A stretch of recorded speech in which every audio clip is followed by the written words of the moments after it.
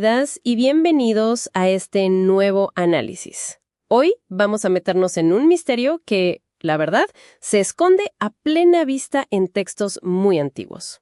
Un misterio que muchos han leído sin notarlo. Exacto. A ver, ¿por qué la montaña sagrada de la revelación en la Biblia hebrea tiene dos nombres? Esa es la pregunta. A veces leemos Monte Sinaí, sobre todo en libros como Éxodo. Pero luego, de repente, en Deuteronomio, el mismo gran evento ocurre en el monte Horeb. Y claro, la pregunta inmediata ¿es el mismo lugar con dos nombres? ¿O hay algo más? Y eso es lo que queremos explorar. Las fuentes académicas, sobre todo de investigación israelí y judía, sugieren algo mucho más profundo. Así que nuestra misión hoy es esa. Usar el texto como un mapa. Sí, como un mapa para descifrar si es un simple sinónimo o la huella de dos historias que se unieron. Y quiero aclarar que esto es un análisis histórico-literario, no es un debate teológico. Totalmente, porque, bueno, la visión tradicional, la que vino muchos siglos después, La que busca armonizar todo, esa misma. Esa visión dice, bueno, es el mismo pico rocoso, no hay problema. Pero la investigación moderna propone algo diferente, que no es un lugar, sino dos memorias, dos tradiciones regionales que, con el tiempo, se fusionaron, se tejieron en un solo relato nacional. O sea que no estamos buscando un punto en Google Maps, sino dos corrientes culturales. ¿Y qué sabemos de esas tradiciones? ¿De dónde venían? A ver, la hipótesis central es que cada nombre representa una geografía y una cultura. Horeb, por un lado, estaría ligado al norte. ¿Al antiguo reino de Israel? Exacto, a la tribu de Efraín. Estas son las corrientes que los académicos llaman eloísta deuteronomista, más cercanas al mundo de los profetas, digamos. Ahí el foco es más ético, ¿no? La renovación del pacto. Precisamente. Y por otro lado, Sinai.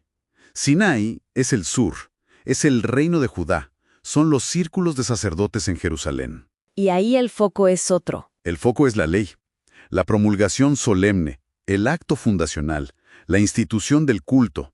Es más formal. Y fíjate que eso se siente hasta en la atmósfera de las escenas.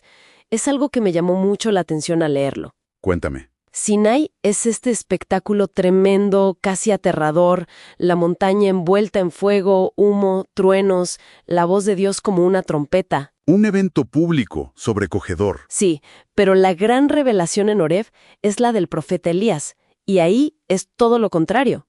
No es un estruendo, es un susurro apacible, una voz suave. Esa diferencia es clave. Apoya muchísimo la idea de dos memorias distintas, ¿cierto? De forma contundente. No solo el nombre, es el carácter de la experiencia con lo divino. Uno es un acto legal, espectacular, el otro es un encuentro profético íntimo, casi personal. Son dos sensibilidades, la del sacerdote y la del profeta. Que se corresponden con esas dos regiones, el sur y el norte. Pero aquí tengo una duda. Si los editores finales, allá en la época persa, querían crear una narrativa nacional, una historia unificada, Ajá. ¿por qué dejar una contradicción tan obvia? O sea, parece contraproducente. Yo, si fuera la editora, elegiría un nombre y me quedaría con ese para que todo sea consistente. Esa es la pregunta del millón. Y la respuesta creo es fascinante. Ellos no lo vieron como un error que había que corregir, Sino como que, sino como la materia prima de la unidad. Su genialidad fue entender que la unidad de Israel no se iba a construir borrando las diferencias. sino integrándolas. Exacto. Decidieron tejer ambas memorias. Al dejar los dos nombres, nos están mostrando, digamos, las costuras de esa unión. Es un acto de inclusión deliberado. Entonces, para volver a la pregunta del principio, ¿son Horeb y Sinaí la misma montaña? Depende del lente con que se mire. Desde una tradición religiosa posterior que busca que todo encaje, pues sí, lo son. Claro. Pero desde este análisis histórico del texto, la respuesta es no. No lo son. Son símbolos de dos tradiciones, dos pueblos que se unieron para formar uno solo. Entonces no es un error de continuidad. Es una pista histórica, es valiosísima. El texto nos está diciendo, mi identidad se formó a partir de la unión de estas dos grandes memorias. El nombre de la montaña es un marcador, una huella de ese proceso. Eso es, nos recuerda que la nación de Israel se forjó a partir de la diversidad. Lo que significa que el texto es en cierto modo un monumento a su propia creación. No cuenta solo una historia, sino la historia de cómo se construyó esa historia. Precisamente. Y eso nos deja con una reflexión final, creo yo. A ver. Quizás la verdadera fuerza de estos textos no está en presentar un relato monolítico, perfecto y sin fisuras. A lo mejor su poder reside en su capacidad de unificar sin borrar las diferencias. Es como ver los bocetos del artista debajo de la pintura final. Qué buena analogía.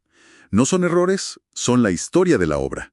La Biblia conserva las voces de sus tribus como huellas, invitándonos a pensar en cuántos relatos nacionales se construyen así, no sobre una verdad única, sino sobre la compleja y a veces ruidosa armonía de muchas verdades juntas.